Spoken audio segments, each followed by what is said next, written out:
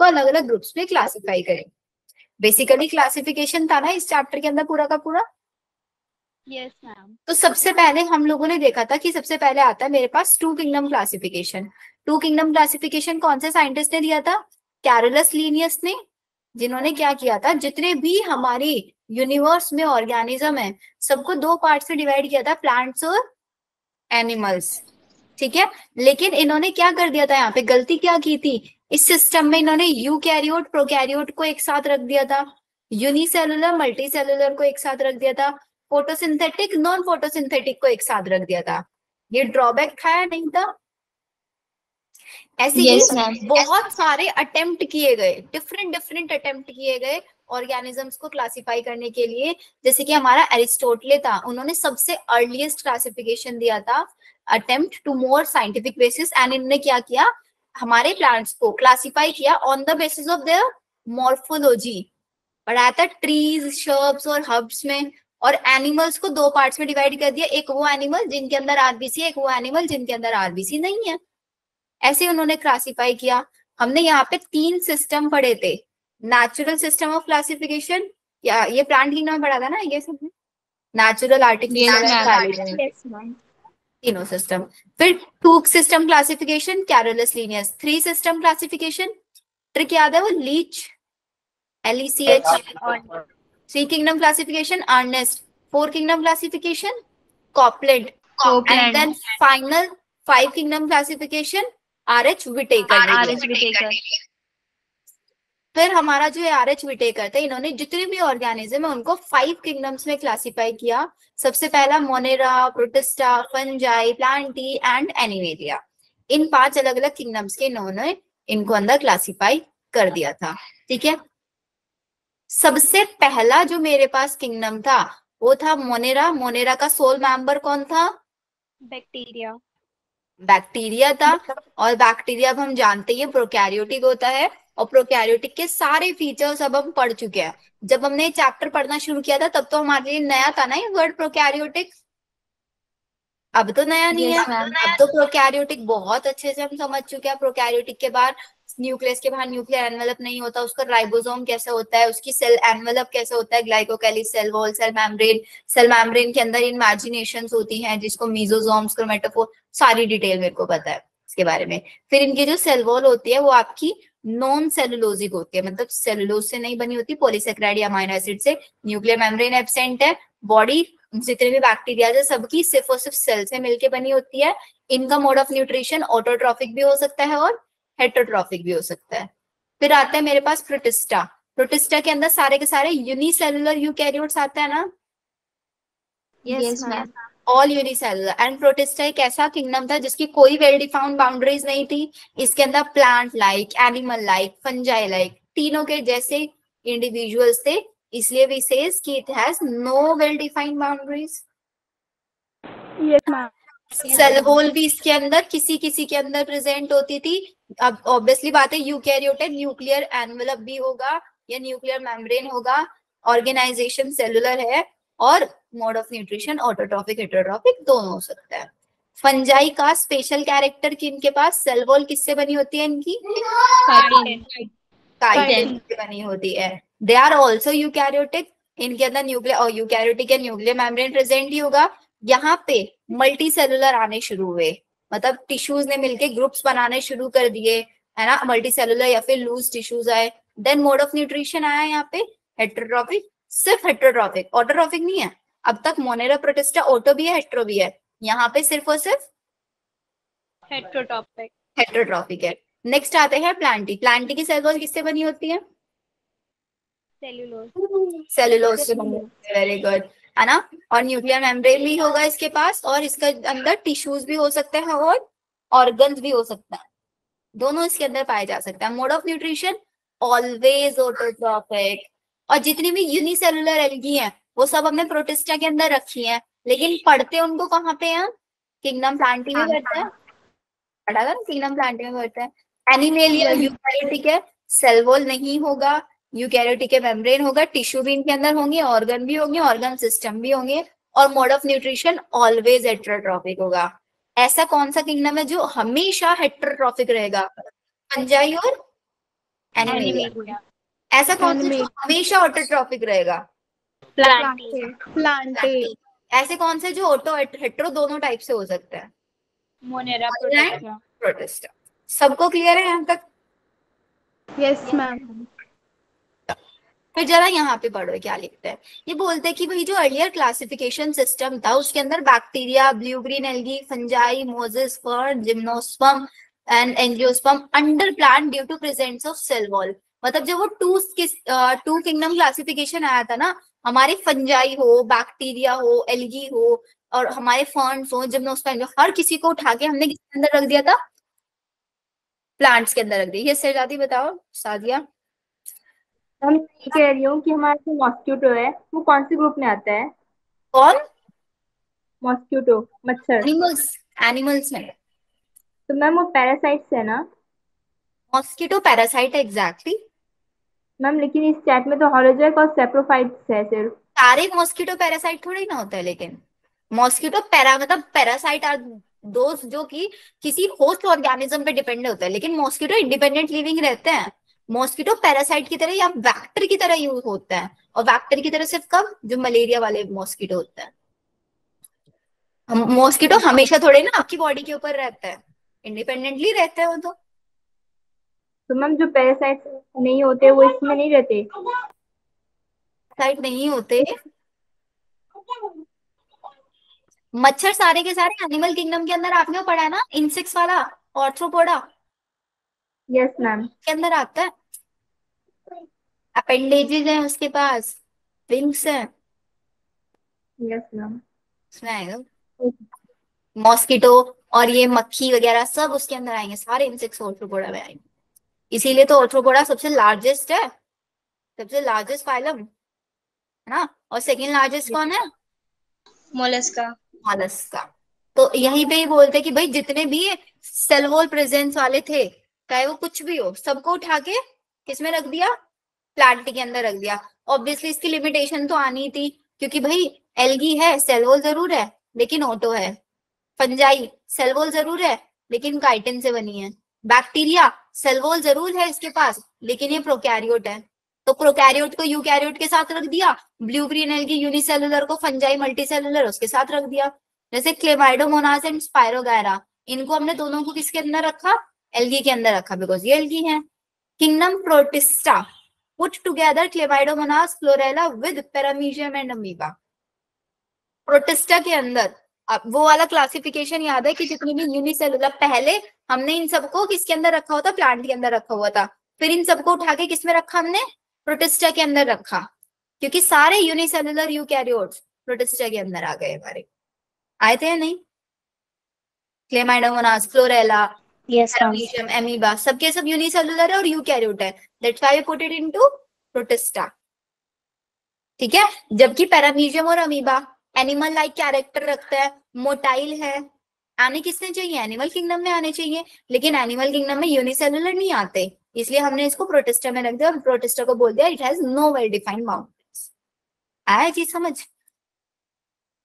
फिर आता है one over time an attempt has been made to evolve a classification system which reflect not only the morphological, physiological, reproductive similarities but also phylogenetic. मतलब जैसे जैसे अलग अलग attempts करते चले गए हम लोग क्लासिफिकेशन को समझने के लिए, हमने देखा कि भाई एनिमल्स को क्लासिफाई करने के लिए सिर्फ उनकी मॉर्फोलॉजी, फिजियोलॉजी और रिप्रोडक्शन पढ़ना ही जरूरी नहीं है, उसके साथ साथ हमें उनकी इवोल्यूशन एंड हिस्ट्री, फाइलोजेनेटी भी पढ़नी जरूरी है, जो कि प्लांट किंगडम में हमने पढ़ा है। Artificial system of classification, natural system of classification, and phylogenetic system of classification. Done? Yes, ma'am. अब आ जाओ किंगडम मोनेरा पे। Kingdom Monera sole member bacteria. Bacteria parasite की तरह रहता है। बैक्टीरिया की 4 डिफरेंट शेप हो सकते हैं। स्फेरिकल होगा, कोकस, रोड शेप होगा, बेसिलस, कोमा शेप होगा, विब्रियो, स्पाइरल शेप होगा, स्पाइरुलम। सबसे पहले आता है मेरे पास आर्की बैक्टीरिया। आर्की बैक्टीरिया के पास एक डिफरेंट टाइप की सेल वॉल स्ट्रक्चर होती है, जिसकी वजह से ये हार्श से हार्श कंडीशन में भी रह सकता है, बहुत ज्यादा सोल्टी एरिया में भी पाया जा सकता है, जिसको हम हेलोफाइल्स बोलते हैं, बहुत हॉट टेम्परेचर, हाई टेम्परेचर पे भी रह सकता है, that's why we call it thermoacidophiles. ये मार्शी एरियाज में भी पाए जा सकते हैं, जैसे एग्जाम्पल मिथेनोजन। इनकी डिफरेंट सेल वॉल होती है, इसकी वजह से ही ये ऐसी ऐसी कंडीशन में सरवाइव कर सकता है। मिथेनोजन मीथेन प्रोड्यूसिंग एनिमल जो कहाँ पे पाया जाता है, रूमिनेंट एनिमल। रूमिनेंट एनिमल जैसे काउज और काउ एंड बेलफेलो। फैलोज, इनके गट में, गट मतलब इनके स्टमक के अंदर पाए जाते हैं ये। These are the archaebacteria. Any doubt? No ma'am. फिर आते हैं मेरे पास यू बैक्टीरिया। यू बैक्टीरिया के अंदर दो हमको पढ़ना है, cyanobacteria and mycoplasma. Cyanobacteria is also known as blue green algae. ये यूनिसेलुलर है, कॉलोनियल है और फिलामेंटस है। यूनिसेलुलर मतलब सिंगल टाइप ऑफ सेल से मिलकर बना है, कॉलोनियल मतलब हमेशा कॉलोनीज में रहेगा, फिलामेंटस बॉडी छोटे छोटे फिलामेंट्स में डिवाइडेड है, जो आप लोग डायग्राम में भी देख सकते हो, छोटे छोटे फिलामेंट्स है। इनके पास ही एक सेल होती है, this is known as heterocyst. ये हेट्रोसिस्ट क्या काम कराती है, नाइट्रोजन फिक्सेशन कराती है। Very good. And mucilaginous sheath present होती है इसके बाहर चारों तरफ। इसके पास क्लोरोफिल ए प्रेजेंट होता है, जो कि क्लोरोफिल ए पता है किसका कैरेक्टर है, हायर प्लांट्स का। ग्रीन प्लांट्स के पास पाया जाता है क्लोरोफिल ए, जो कि साइनोबैक्टीरिया के पास पाया जाए, इसीलिए इसका नाम ब्लू ग्रीन एल्गी रखा गया। और इसीलिए फोटोसिंथेसिस भी कर पा रहा है, because it has chlorophyll. Mycoplasma सबसे स्मॉलेस्ट लिविंग सेल हम इसको बोलते हैं। विदाउट ऑक्सीजन भी ये सर्वाइव कर सकती है, सेल वॉल नहीं होती इसके पास, एनिमल्स और प्लांट्स दोनों के लिए पैथोजेनिक होती है। डन यहाँ तक? Yes ma'am. Yes ma'am. फिर बोलते हैं कि भाई बैक्टीरिया जो होता है दिखने में तो सीधे साधे हैं, बट बिहेवियर बहुत ज्यादा कॉम्प्लेक्स है। Similar in structure, simple in structure but complex in behaviour. इनका मेटाबॉलिक डाइवर्सिटी बहुत ज्यादा होता है, मेटाबॉलिज्म के अंदर बहुत ज्यादा अलग अलग टाइप के डाइवर्सिफिकेशन देखने के लिए मिलता है। मेजॉरिटी जो बैक्टीरिया है वो हेटेरोट्रॉपिक है, बट कुछ बैक्टीरिया फोटो और कीमोऑटोट्रॉपिक भी हो सकते हैं। कीमोऑटोट्रॉपिक का मतलब ये होता है कि इनऑर्गेनिक सब्सटेंस को यूज करता है, उसको ऑक्सीडाइज करवा के अपना फूड प्रिपेयर करते हैं ये। एंड इसके साथ साथ ये नाइट्रोजन फिक्सेशन में लिख रहे हैं ना, रोल प्ले करते हैं किसमें, नाइट्रोजन फिक्सेशन के अंदर। हेटेरोट्रॉपिक बैक्टीरिया मेजॉरिटी डिकम्पोजर्स होते हैं आपके, जो कि आपका मिल्क से कर्ड बनाने में हेल्प करते हैं। एग्जाम्पल लैक्टोबैसिलस बैक्टीरिया ना है, lactic acid bacteria, yes ma'am. जो मिल्क से कर्ड बनवाने का काम करता है। एंटीबायोटिक्स बनवाता है, penicillin. Fixing nitrogen in legumes, ये जो नाइट्रोजन फिक्सेशन वाला है ना, ये पूरा का पूरा कॉन्सेप्ट आप प्लांट फिजियोम पढ़ रहे हैं ना, मिनरल न्यूट्रिशन चैप्टर में पढ़ोगे कि कैसे जो हमारे नाइट्रोजन फिक्सिंग बैक्टीरिया है, लेग्यूम्स होता है दाल, जितने भी दालों वाले प्लांट्स होते हैं सब दालों को पता है आपको, लेग्यूम्स होता है। And yes ma'am. कुछ बैक्टीरिया हमारे पैरासाइट्स की भी तरह रहते हैं और डिसीज कोजिंग भी होता है, जैसे कि कोलेरा हो गया, टाइफाइड हो गया, टीटनस हो गया, सिट्रस कैंकर हो गया। ये अलग अलग टाइप के डिसीज भी हमारे ये कोज करते हैं बैक्टीरिया। डन बैक्टीरिया तक सबको? Yes ma'am. अब आ जाओ प्रोटिस्टा पे। जो हमारे पास प्रोटिस्टा है, प्रोटिस्टा में पता है इसके अंदर सारे के सारे सिंगल सेल यूकैरियोट्स आएंगे, यूनिसेलुलर यूकैरियोट। प्रोटिस्टा के जितने मेंबर्स होते हैं मैक्सिममली एक्वेटिक होते हैं, कोई वेल डिफाइंड बाउंड्रीज नहीं है, क्योंकि एनिमल लाइक प्लांट लाइक सब टाइप के इसके अंदर मिलेंगे। इनका रिप्रोडक्शन सेक्सुअल और एसेक्सुअल दोनों हो सकता है। सबसे पहले हम इसके अंदर पढ़ते हैं हमारे क्राइसोफाइट्स। क्राइसोफाइट्स मतलब diatoms plus golden algae, with golden algae is also known as desmid. ये वाटर के ऊपर फ्लो करते हैं, बहुत माइक्रोस्कोपिक होता है, माइक्रोस्कोपिक जो बहुत छोटे साइज के, जिसको सिर्फ माइक्रोस्कोप में देख सकता है। और वाटर जैसे जैसे वाटर फ्लो करता है ना, उसके साथ ये फ्लो करता है। फोटोसिंथेटिक होते हैं, ये शाइनी शाइनी सरफेस होता है इनका, चमकते हुए दिखाई देते हैं। क्यों? क्योंकि इनकी जो सेल वॉल होती है सिलिका की बनी होती है और इनडेस्ट्रक्टिबल होती है। इनडेस्ट्रक्टिबल मतलब जिसको हम डिस्ट्रॉय नहीं कर सकते। और इनकी सेल वॉल जैसे मैंने आपको स्ट्रक्चर बना के दिखाया था, ऐसे सोप लाइक होती है। बीच में हमारे क्राइसोफाइट जैसे सोप बॉक्स होता है, बिल्कुल ऐसे। और ये ही जहाँ पे जिस जगह पे रहते हैं उस जगह पे सिलिका डिपॉजिट कर देते हैं ये, उसी से हमारा क्या बन जाता है, डायटोमिशियस अर्थ बनता है। And these are the chief producers in the oceans. Oceans के अंदर हम इनको चीफ प्रोड्यूसर्स कंसीडर करते हैं। डाइनोफ्लेजिलेट, डाइनो डाइनो का मतलब दो, फ्लेजिलेट मतलब फ्लेजिला, जिसके पास दो फ्लेजिला होती है। ठीक है। एंड ये मेरीन फोटोसिंथेटिक कुछ भी हो सकता है। इनके अंदर अलग अलग कलर्स पाए जाएंगे और कैसा इनका कलर होगा किस पे डिपेंड करेगा कि इनके अंदर पिगमेंट कैसा है। इनकी जो सेल वॉल होती है उसके ऊपर सेलुलोजिक प्लेट, क्वेश्चन पूछा जाता है सेलुलोजिक प्लेट आउटर सरफेस पे होती है इनर सरफेस पे होती है, ये देखो बाहर आउटर सरफेस पे इनकी सेलुलोजिक प्लेट प्रेजेंट होती है। डायनोफ्लेजिलेट का डायग्राम इन ये रिस्पॉन्सिबल होता है किसके लिए, रेड टाइड। रेड टाइड का मतलब क्या होता है, जिस ओशियन जिस वाटर बॉडी के अंदर ये रहता है उस वाटर के बॉडी के अंदर अपना कलर डिपॉजिट कर देता है, क्योंकि these are the colour containing ना पिगमेंट्स है इनके पास। अगर ये रेड कलर के हैं तो रेड कलर ही उस ओशन के अंदर छोड़ेंगे Yes, ma'am. Yes, ma'am. Yes and वो उसकी वजह से रेड टाइड आएगा। और इसके साथ साथ ये अपने अंदर से टॉक्सिन भी रिलीज करता है। क्वेश्चन ये पूछा जाता है वो कौन से प्रोटिस्टा है जो वाटर बॉडी के अंदर रहने वाले एक्वेटिक एनिमल्स के लिए हार्मफुल है, तो कौन से हैं ये, डायनोफ्लेजिलेट है क्योंकि अपने अंदर से टॉक्सिन रिलीज करता है। तो जिस एक्वेटिक बॉडी के अंदर रहेंगे उस वहां पे टॉक्सिन आ जाएगा जिसकी वजह से बाकी जो दूसरे मेरीन एनिमल्स है उनकी डेथ हो जाएगी। एग्जाम्पल याद रखना है आपको, गॉनीलेक्स। नेक्स्ट यूग्लिनाइट्स। यूग्लिनाइट्स मतलब यूग्लिना लाइक, ये हमेशा कहाँ पाया जाता है, फ्रेश वाटर के अंदर पाया जाता है। और स्टेगनेंट, यस योगेश्वरी। टाइड होता है मैम, वो उसकी पिगमेंट की वजह से होता है। हाँ, उसके पिगमेंट की वजह से होता है क्योंकि अपना पिगमेंट डिपॉजिट कर देता है जिस जगह पे रहता है। मैम आपने बताया था कि ये डिफरेंट कलर्स के भी हो सकता है, तो मैम टाइड्स पे कुछ अलग एग्जैक्टली अलग अलग कलर की होंगे क्योंकि ऊपर लिखा है ना, डिपेंड करेगा कलर क्या है, जो इनके अंदर पिगमेंट होगा उस अकॉर्डिंग कलर होगा। इनका ऑरेंज भी हो सकता है, रेड भी हो सकता है, ब्लू भी हो सकता है। देखो appear in various colour depending on the main pigment present in their wall. इनकी वॉल के अंदर कौन सा पिगमेंट प्रेजेंट है उसके ऊपर डिपेंड करेगा। रेड टाइड सबसे ज्यादा देखा जाता है क्योंकि मैक्सिमम जो हमारे डायनोफ्लेजिलेट है वो रेड कलर के होता है। आगे समझ। Yes ma'am. यूग्लिनाइट्स फ्रेश वाटर होते हैं। फ्रेश वाटर मतलब फ्रेश वाटर। स्टेगनेंट वाटर का मतलब क्या था, रुका हुआ पानी, जो रनिंग वाटर नहीं है। स्टेगनेंट वाटर के अंदर जनरली पाया जाता है। फोटोसिंथेटिक होता है, क्यों, क्योंकि भाई यूग्लिना कैसा कैरेक्टर शो करता है, प्लांट लाइक ना या animal like, plant like. Plant like. और ऊपर दो वाले कैसा कलर कैसा शो करते हैं, ऊपर दोनों वाले क्राइसोफाइट एंड एनिमल्स, ये भी प्लांट लाइक है। एनिमल लाइक कौन सा है, एनिमल लाइक कौन सा खुद बताओ। Protozoans. प्रोटोजोन्स है, वेरी गुड। ये जो ऊपर तीन वाले हैं प्लांट लाइक है, स्लाइम मोल्ड फंजाई लाइक है, और प्रोटोजोन एनिमल लाइक है।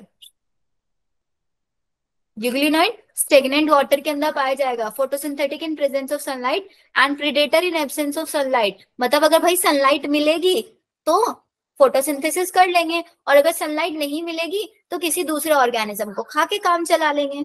फूड तो चाहिए। इनके पास भी दो फ्लैजिला होता है, एक शॉर्ट एक लॉन्ग। सेल वॉल इनके अंदर एब्सेंट होती है एंड बट एक प्रोटीन की बनी हुई इनके चारों तरफ लेयर प्रेजेंट होती है which is known as pellicle. Example आ गया यूग्लिड। Slime mold obviously fungi like है, तो फंजाई मैक्सिममली क्या होता है, सेप्रोफाइट होता है, डेड एंड डिकेइंग मैटर पे पाया जाता है। तो ये भी जनरली इनकी जो बॉडी होती है डिकेइंग ट्विग्स, जो डेड लीव्स हो गई, डेड और कोई भी ऑर्गेनिक मैटर हो गया उसके अंदर जनरली ये पाया जाता है। जब ये फेवरेबल कंडीशन होती है इनके पास तो ये प्लाज्मोडियम बना लेते हैं, और जब इनकी अनफेवरेबल कंडीशन आती है ये फ्रूटिंग बॉडीज में कन्वर्ट हो जाता है। इनके स्पोर्स के पास ट्रू वॉल्स प्रेजेंट होती है, जो वॉल इनको बचाती है एडवर्स कंडीशन से, एंड फिर एयर करंट के थ्रू, हवा के थ्रू इनके स्पोर्स चारों तरफ डिस्पर्स हो जाते हैं, जिसकी वजह से नए नए स्लाइम माउट्स बन के आ जाते हैं हमारे पास। डन। फिर आता है प्रोटोजोन्स हमारे पास। प्रोटोजोन्स के अंदर क्या आता है, प्रोटोजोन्स एनिमल लाइक है, ऑब्वियसली सिर्फ हेटेरोट्रॉफ होंगे। अमीबॉइड, अमीबॉइड मतलब अमीबा लाइक हो गए, सूडोपोडिया की हेल्प से अपना फूड खाएंगे, कैप्चर देयर प्रे, प्रे मतलब फूड। इनके पास भी सिलिका की एक शेल प्रेजेंट होती है एंड सम आर पैरासाइट्स, कुछ अमीबॉइड पैरासाइट होता है, एग्जांपल एंटामीबा या फिर अमीबा। फ्लैजिलेटेड प्रोटोजोन्स वो जिनके पास फ्लैजिला प्रेजेंट होगा, एग्जाम्पल याद रखना है ट्राइपैनोसोमा। कौन सी डिसीज कोज करता है trypanosoma, sleeping sickness. Ciliated protozoans जिसके पास क्या प्रेजेंट है, सीलिया और गलेट प्रेजेंट है। गलेट मतलब फूड एनगल्फ करने के लिए, और एग्जाम्पल पैरामीशियम। स्पोरोजोन्स, स्पोरोजोन्स के का नाम स्पोरोजोन्स क्यों रखा जाता है, क्योंकि ये जो इनकी इंसेक्टिव स्टेज होती है वो स्पोर्स की फॉर्म में होता है। Example Plasmodium, malarial parasite. Plasmodium पता है कहाँ रहता है, मॉस्किटो, जो फीमेल एनोफ्लीज मॉस्किटो होता है ना, उसके स्लैवरी ग्लैंड के अंदर रहता है। जब कोई भी आपको फीमेल एनोफ्लीज मॉस्किटो आके काटेगा तो आपको मलेरिया हो जाएगा। हर जगह पे, हर केस में मलेरिया नहीं होता, सिर्फ तब होता है जब आपको फीमेल मॉस्किटो आके काटेगा। ठीक है।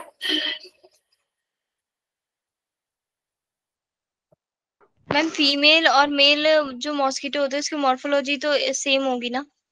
ऑलमोस्ट सेम होती है, बिकॉज वो इतने छोटे होते हैं पहचान ही नहीं पाते हैं मॉर्फोलॉजी के बेसिस पे मेल है या फीमेल है।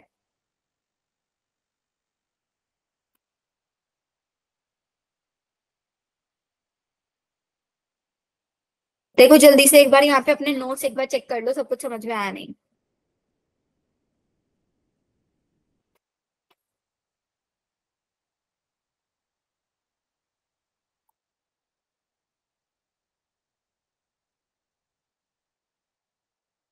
तब फंजाई पे आओ।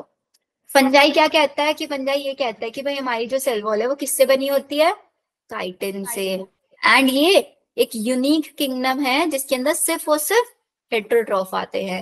इनकी मॉर्फोलॉजी और हैबिटेट में बहुत ज्यादा डाइवर्सिटी। डाइवर्सिटी का मतलब समझते हो क्या होता है? डाइवर्सिटी मतलब बहुत अलग अलग वेरिएशंस पाए जाते हैं, है ना, वेरिएशंस मॉर्फोलॉजी में और हैबिटेट में। एक सिर्फ एक यूनिसेलुलर फंजाई है हमारे पास। क्या है वो यूनिसेलुलर फंजाई? ईस्ट, जिसको हम ब्रेड और बियर बनाने में यूज करते हैं। मोस्टली जो हमारे सेप्रोफाइट होते हैं, मोस्टली जो फंजाई होते हैं वो सेप्रोफाइट मतलब डेड एंड डिकेइंग पे रहता है। कुछ पैरासाइट होता है जो सिम्बायोसिस के तरह रहता है, जैसे कि लाइकन। लाइकन किसका सिम्बायोसिस होता है? एल्गी और फंजाई का ना। Yes ma'am. और माइकोराइजा फंजाई और fungi and roots of higher plants. Very good, higher roots of plant. And reproduction इनका वेजिटेटिव भी हो सकता है, एसेक्सुअल भी हो सकता है, सेक्सुअल भी हो सकता है। वेजिटेटिव रिप्रोडक्शन में अगर हम बात करेंगे, इनकी बॉडी छोटे छोटे फ्रेगमेंट्स में डिवाइड हो जाएगी। उन फ्रेगमेंट से, हर एक फ्रेगमेंट से एक नया फंजाई बन जाएगा। फीजन के थ्रू भी हो सकता है। बॉडी दो पार्ट्स में डिवाइड हो गई एंड दोनों parts will give rise to a new fungi. Budding के थ्रू भी हो सकता है, जैसे ईस्ट है, इसके अंदर बडिंग होते है, एक छोटी सी बड आउटग्रोथ निकलेगी, वो बड ग्रो करेगी एंड देन वो पेरेंट बॉडी से डिटैच होके एक नई फंजाई बना लेती है। एसेक्सुअल रिप्रोडक्शन अलग अलग एसेक्सुअल स्पोर से हो सकता है, डिफरेंट टाइप के स्पोर, जैसे कोनिडिया हो गया, स्पोरेंजियोस्पोर हो गया, जूस्पोर हो गया। जूस्पोर पता है ना, एक अकेला मोटाइल माइक्रोस्कोपिक स्पोर इसको हम बोलते हैं, motile microscopic spore. Sexual reproduction को हमें कौन से स्पोर्स के थ्रू होता है? स्पोर्स का नाम याद रखना है, oospore, ascospore and basidiospore. Sexual reproduction में 3 स्टेजेस आती है। पहला, सबसे पहले इनका प्रोटोप्लाज्म फ्यूज करता है, fusion of protoplasm. 2 motile gamete भी आपस में फ्यूज कर सकते हैं, नॉन मोटाइल गैमीट भी फ्यूज कर सकते हैं। फिर उसके बाद क्या फ्यूज करेगा हमारा? न्यूक्लियस फ्यूज करेगा, which is known as karyogamy. और कैरियोगैमी से न्यूक्लियस फ्यूज कर दिया। फिर मेरे को गैमीट्स बनाने हैं, गैमीट्स बनाने के लिए कौन सा डिवीजन कराएंगे? मियोसिस कराएंगे ना, क्योंकि 2 न्यूक्लियाई फ्यूज करे, जाइगोट बना। डिप्लॉइड होता है जाइगोट हमेशा, और डिप्लॉइड से गैमीट बनवाना है। रिडक्शनल डिवीजन पढ़ के आए हैं हम लोग, जाइगोट से हैप्लॉइड स्पोर बन जाएंगे। फिर वो स्पोर वापस से उनका स्पोर्स का प्लाज्मोगैमी होगा, कैरियोगैमी होगा, फिर जाइगोट बनेगा, फिर नया बनना शुरू हो जाएगा। यही पूरी लाइफ साइकिल चलती रहती है। फिर इन्हीं फंजाई की मॉर्फोलॉजी को जब हम देखेंगे तो इनके पास होता है माइसीलियम। माइसीलियम आपको पता है सेप्टेट भी हो सकता है, एसेप्टेट भी हो सकता है। इनके पास हमें इनका पढ़ना है स्पोर फॉर्मेशन या फिर इनकी फ्रूटिंग बॉडीज। इन 3 चीजों के बेसिस पे कि माइसीलियम कैसा है, स्पोर फॉर्मेशन हो रहा है या नहीं हो रहा है, और इनके अंदर फ्रूटिंग बॉडी कैसी है। फ्रूटिंग बॉडी वो बॉडी जिसके अंदर स्पोर्स बनेंगे। उसके बेसिस पे हमने फंजाई को अलग अलग क्लास में डिवाइड किया है। ठीक है, आगे देख लेते हैं नीचे क्या लिखते हैं इंपॉर्टेंट में। कुछ फंजाई जैसे कि एस्कोमाइसिटीज और बेसिडियोमाइसिटीज, इनके अंदर अलग फेज पाए जाते हैं which is known as dikaryon phase या डाइकैरियोटिक स्टेज, ये भी लिखते हैं। This phase is known as dikaryo phase. Question आ सकता है डाइकैरियो फेज किस किस के अंदर पाई जाती है? डाइकैरियो फेज एस्कोमाइसिटीज एंड बेसिडियोमाइसिटीज के अंदर ही पाई जाती है। सॉर्टेड? यस बोर तो नहीं हो रहे ना? No ma'am. अब आ जाओ जरा इनकी क्लासेस पे। सबसे पहले फाइकोमाइसिटीज। फाइकोमाइसिटीज का हैबिटेट क्या है? एक्वेटिक हैबिटेट है, डिकेइंग वुड पे या ऑब्लिगेट पैरासाइट पे पाया जा सकता है। माइसीलियम एसेप्टेट है और कोइनस है। एसेप्टेट का मतलब बीच में कोई वॉल्स नहीं है, और वॉल्स नहीं है तो बहुत सारे न्यूक्लियस एक जगह इकट्ठे हो जाएंगे, तो तभी तो उसको कोइनोसाइटिक बोलते हैं, या फिर multi nucleated stage, Yes, ma'am. है ना। एसेक्सुअल रिप्रोडक्शन, एंडोजीनसली स्पोर्स बनेंगे। एंडोजीनसली मतलब एक बॉडी के अंदर स्पोर्स बनेंगे।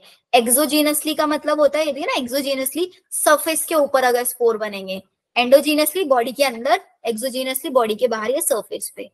तो यहाँ पे जूस्पोर्स या फिर एप्लानोस्पोर्स के थ्रू हो सकता है। सेक्सुअल रिप्रोडक्शन में जाइगोस्पोर होता है। एग्जाम्पल याद रखना है, म्यूकर, राइजोपस, एल्ब्यूको।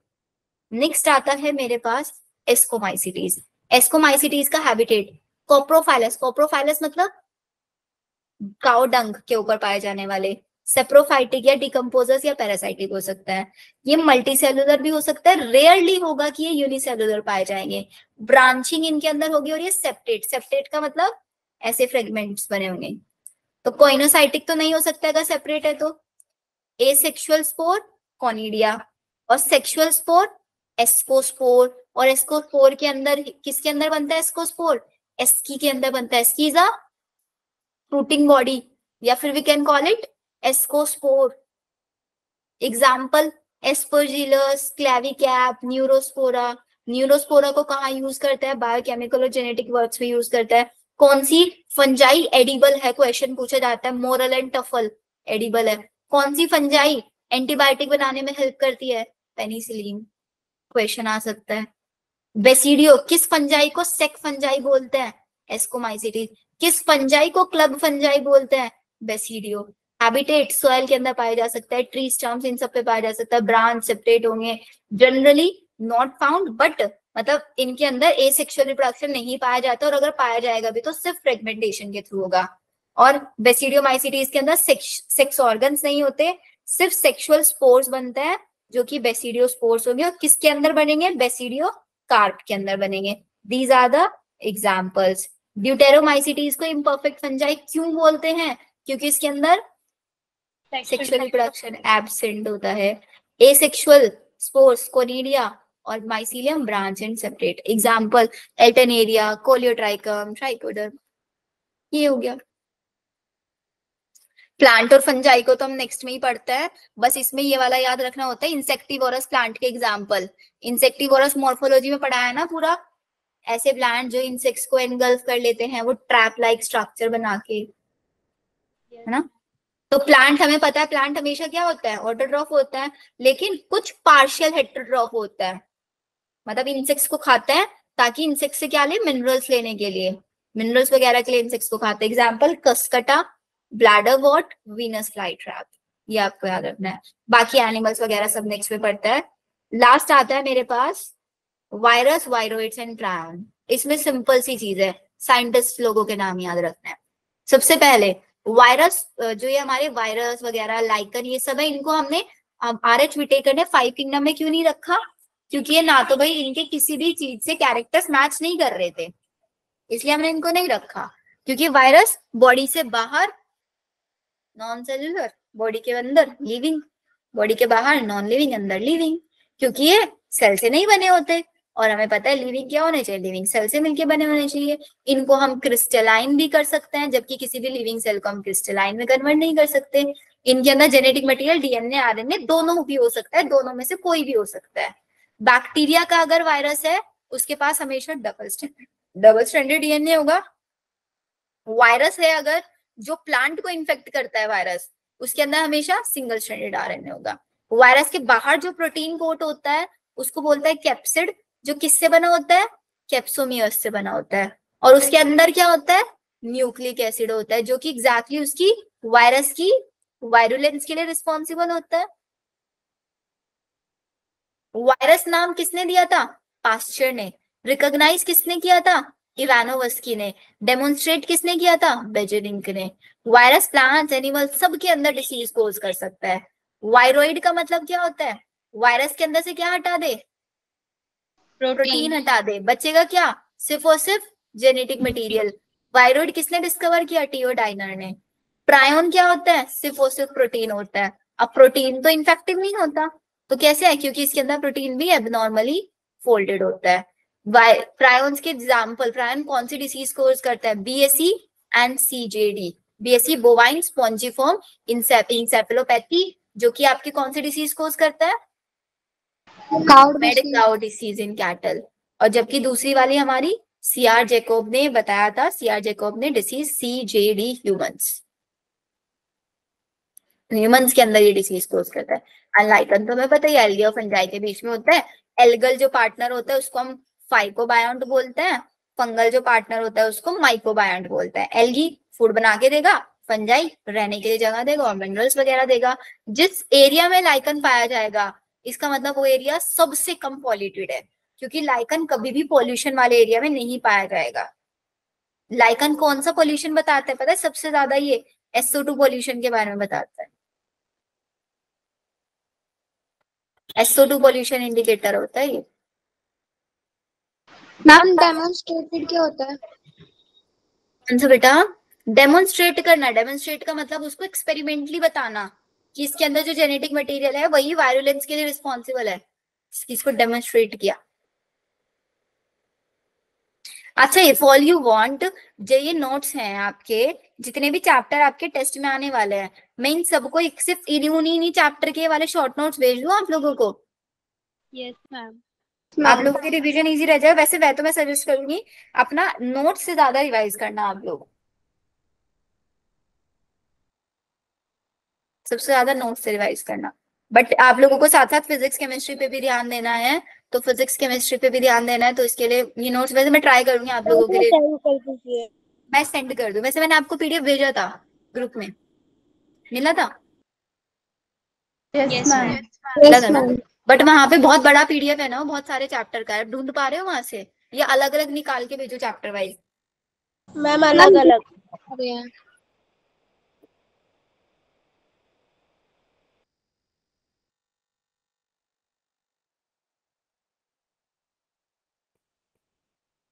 अलग अलग करके भेजो yes Yogeshwari.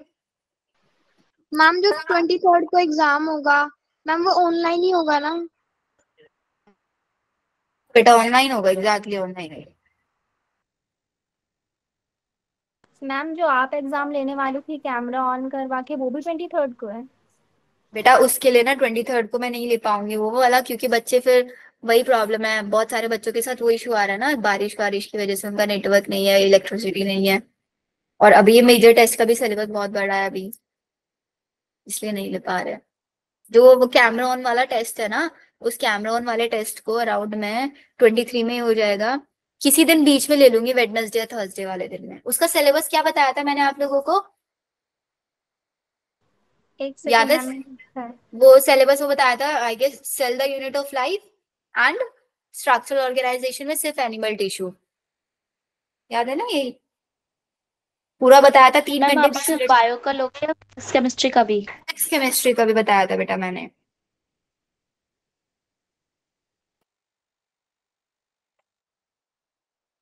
Yes ma'am, cell और स्ट्रक्चर ऑर्गेनाइजेशन। और फिजिक्स केमिस्ट्री भी तो बताया था, केमिस्ट्री में केमिस्ट्री में basic concepts of basic chemistry, physics में physical world, units and dimension. OMR print करा लिया आपने? OMR भी बोला था ना मैंने, OMR शीट्स।